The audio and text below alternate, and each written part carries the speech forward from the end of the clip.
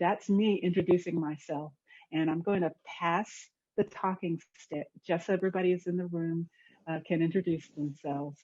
We'll start. Jen, you're on the screen next to me, so we'll start with you. Please unmic and introduce yourself, and we'll keep it going. Hi, Derona. It's nice to see you again.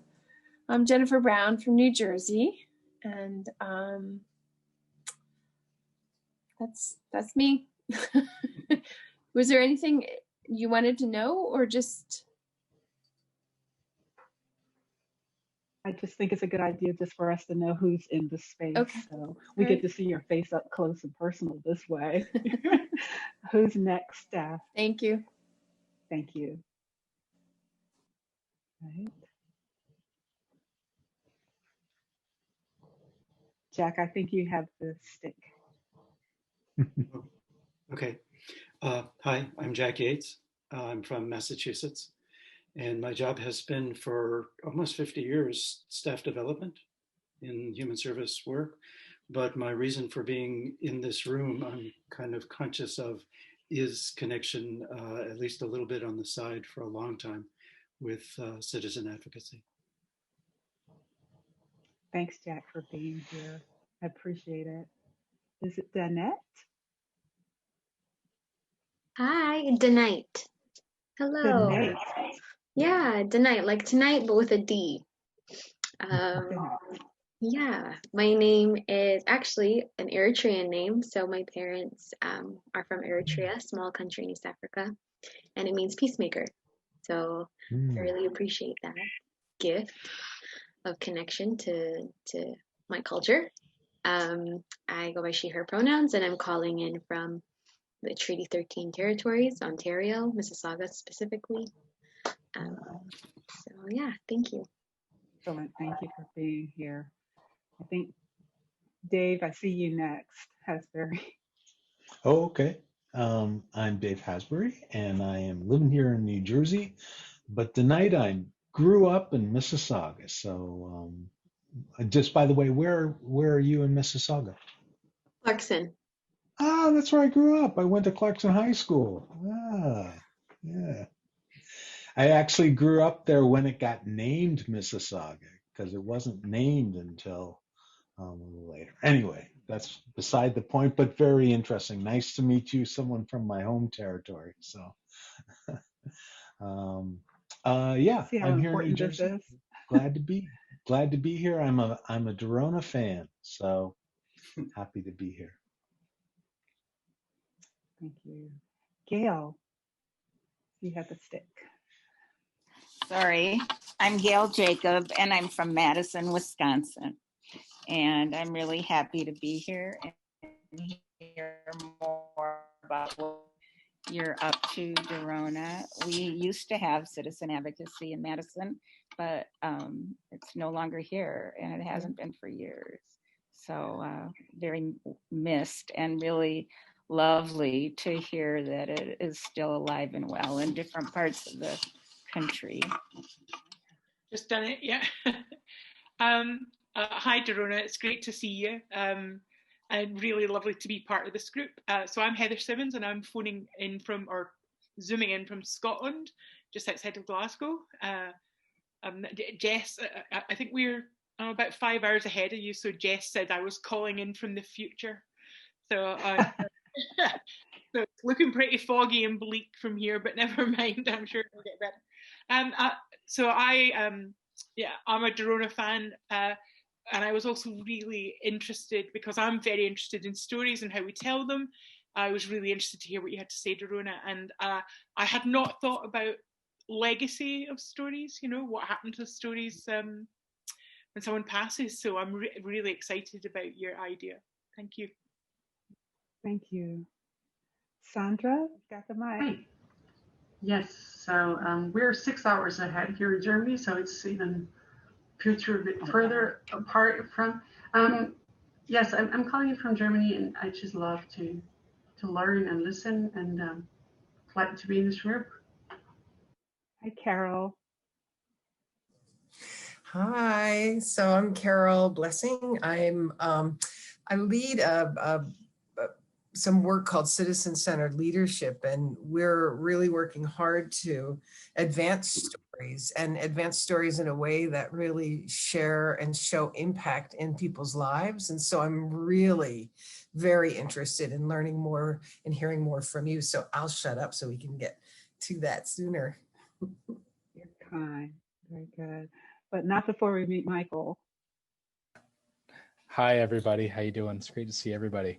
So I'm joining from Gananoque, Ontario, and I'm really excited to be in this room with other people, maybe to take a second to think about our relationship to one another and maybe the gifts that we could share with one another. So I've found myself among friends here, maybe. So this is exciting.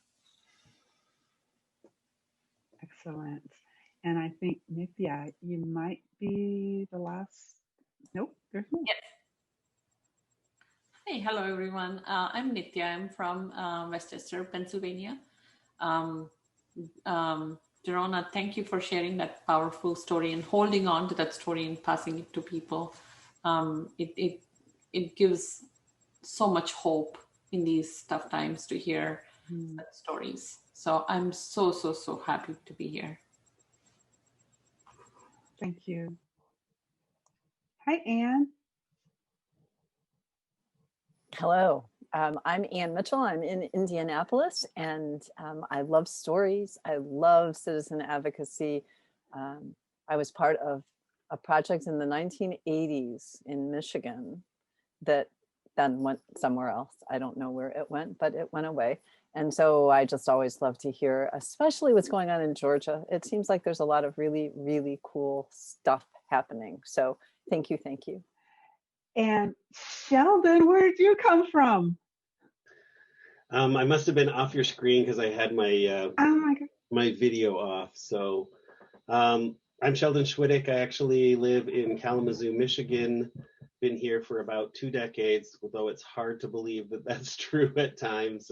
Originally from Canada, one of the people who's managed and been lucky enough to attend all of the Toronto Summer Institutes and have been missing some of these events that have been going on, and am now, as I was just saying to Linda, making it a priority to be here with all of you, because it's the thing that lights me up and feeds me to keep doing the work I'm trying to do here as well. So.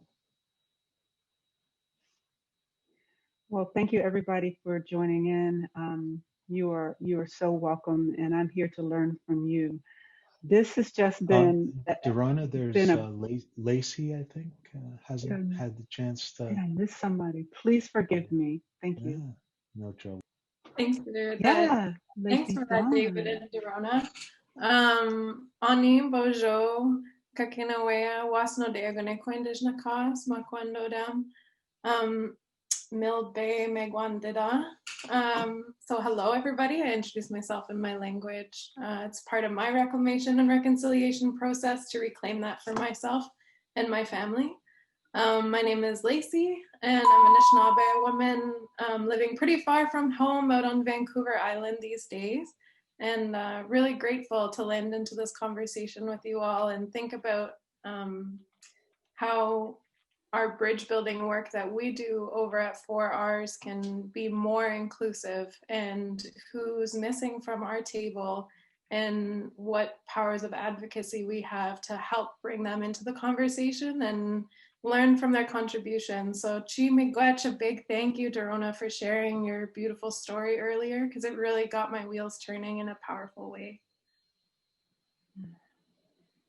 Lacey and everyone, thank you.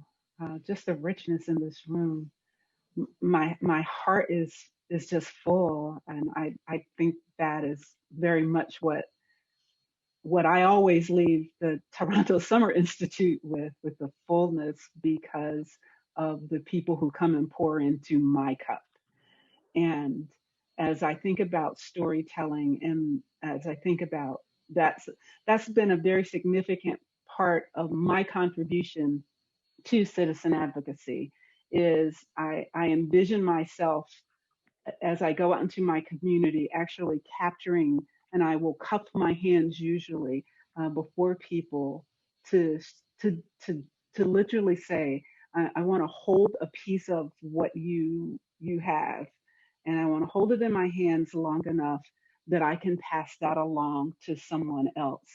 And the stories, they keep the mission alive, but they keep the investment of the human connection alive. And it's what we learn from. And this is slightly provocative in citizen advocacy world because much of what we do is shaped around imagery, particularly enhancing positive imagery. And culturally, in American culture, death is usually associated with negative imagery, and so it is a wee push of the imagery envelope as I begin to think about the people that I've known in my journey over the near 30 years who have shared life together. Perhaps one or both have passed away to begin to tell their stories. So we've got some questions that come up, but I want to continue with the Doug and Joanne story. When she died in 1996, and in Atlanta was the Olympic Games that summer. So it was a huge summer. The state, the nation, right? The Olympic Committee everything had come to Atlanta, and even the preparation of that. If you've ever been in an Olympic city, what happens? The downtown, the structures and statues were erected. Lots of money was poured into making things beautiful, and lots of money was poured into displacing poor people within the city, which we still here in 2001, we're still seeing the harm that brought. And Joanne was a part of that. The group home she lived in was across the street from what was the Olympic Stadium. So there were a lot of things going on, and her becoming sick at that time was just a part of that. And it's just the juxtaposition of imagery of me being able to think about, working in the city and doing citizen advocacy at that time and all that was going on, but having someone in her life who actually slowed all of that down and silenced the noise and drew the attention rightfully back to her is ever etched in my heart. And as I go forth with invitations to people to align themselves with someone, that's some of what I want them to see, that people with disabilities are often going to have this whole circus around them. And we are inviting people, ordinary people, to break into that circus and to stand with and to move with people outside of that. So Doug, by the time he was really getting to know Joanne, he wrote some words after her death to describe some of that, and he's told the story. And I'm privileged that I have handwritten notes and even a note from his wife after her death. But this is just an excerpt from, if I can read it, from their story.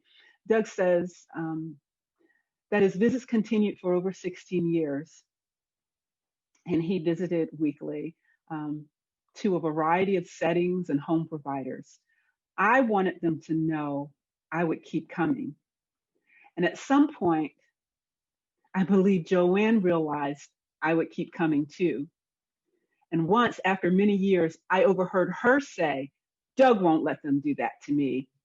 And it made me feel good that in a certain way, we were together with each other.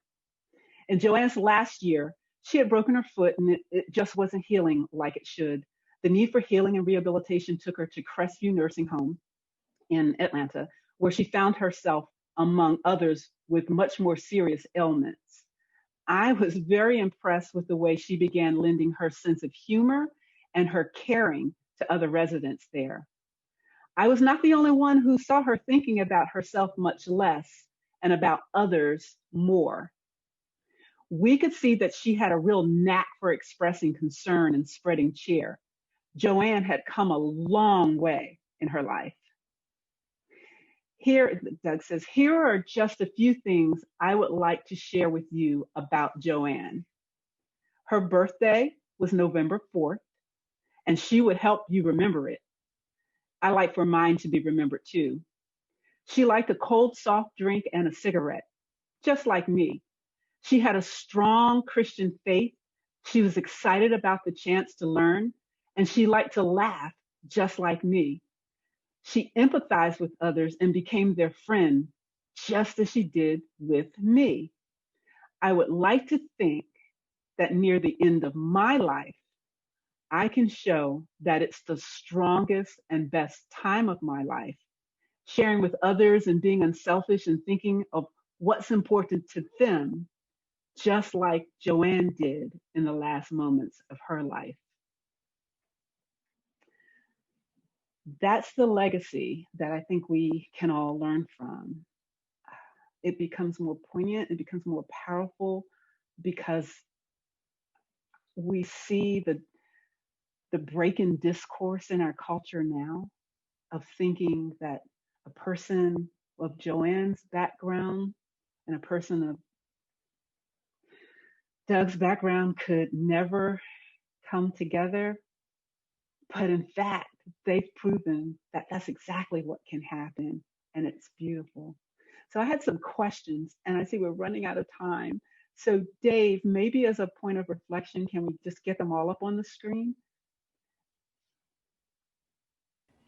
Derona, I've added 5 more minutes to the session. I love you. So if you want to reflect on these, like, what did you remember about the things Doug and Joanne shared in common? What did you remember about their differences? If we've got anybody that wants to chime in with the 30-second response to that, we could do that, right? Coca-Cola and cigarettes. We can leave it. Right. Yeah, there you go. That is something. What about anything about their differences? Banker and displaced person. And does the story teach us anything about what really matters? They're both gone. Thanks. Absolutely, I think it does. What really stood out to me is how reciprocal the relationship is. And the differences between them were very man-made and circumstantial to, their experiences. But the similarities and the joys that tied them together were like those human things that everybody loves. If you're a smoker, everyone loves a smoke and a pop, or everyone loves those simple joys that bring you together. And just that ability to step outside of your norm or your worldview to find similarities across, circumstances. It really ties people together in ways that change both of their lives. So thank you so much for sharing that. It's such a profound lesson. Lacey, thank you. That is exactly it. And you mentioned the reciprocity stands out. When you think about how human services typically is top-down piece, but this turns the relationship theme around, where it's a real relationship of reciprocity. And who benefits? They both benefit, right? They both benefit. They both were the teacher and they both were the helper. But if we have a couple of minutes, I'd love to see if you have thoughts about, if this helps you think about any story that you hold, a story of love and light that you carry that needs to be told.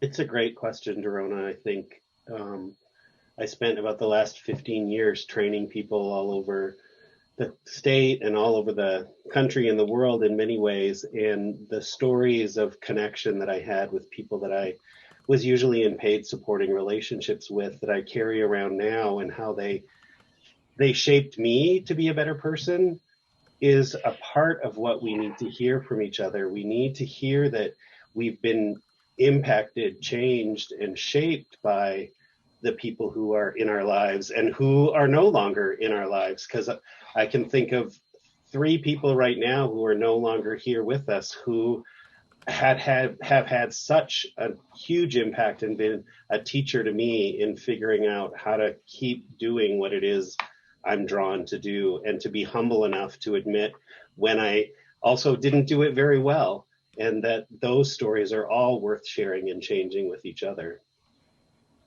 Yeah.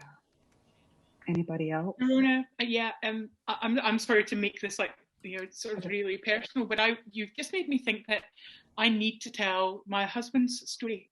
And he had a disability, which I think is really important in this story. And he passed away about 5 years ago. But there's a whole legacy of what he taught me, what he taught people around us, and what we taught people.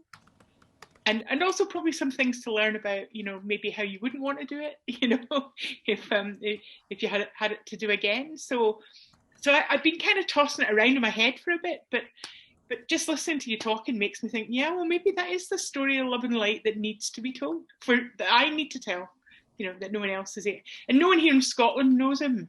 He's Australian, so people in Western Australia know him, but I've not been around to talk about him there, so maybe something needs to come of that. Yeah, thank you, Derona. Thank you. Thank you. I think that is it. We all have stories of love and light.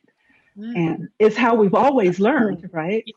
Yeah. But somehow, particularly here in America, we are so what is happening now is all that is happening. Yeah. And right, and there cannot be too many stories. Like there just can't be too many stories, right? Because your story might only have an impact for one person or 3 people, and yet it could change their world.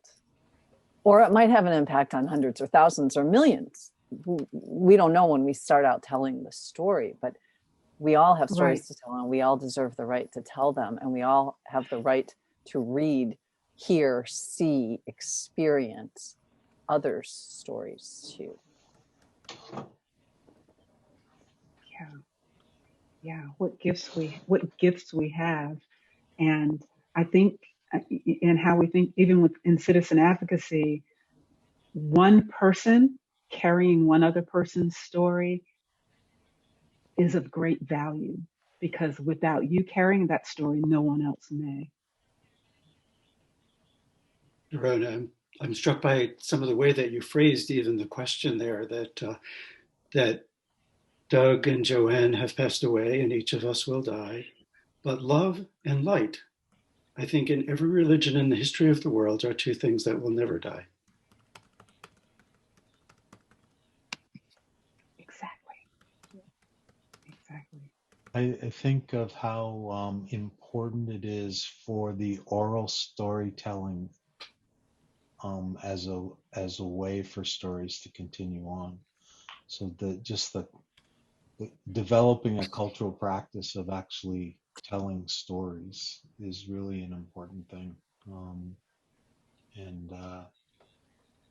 Writing is also important, but I think it's the way that for millennia stories have been passed on is by one person telling another person or telling a group of people. And I just think that it's a practice that's really important for that love and light to keep finding its way over the eons. So. Well, I thank each of you. We've got the wrap down here. I really appreciate your joining me and listening.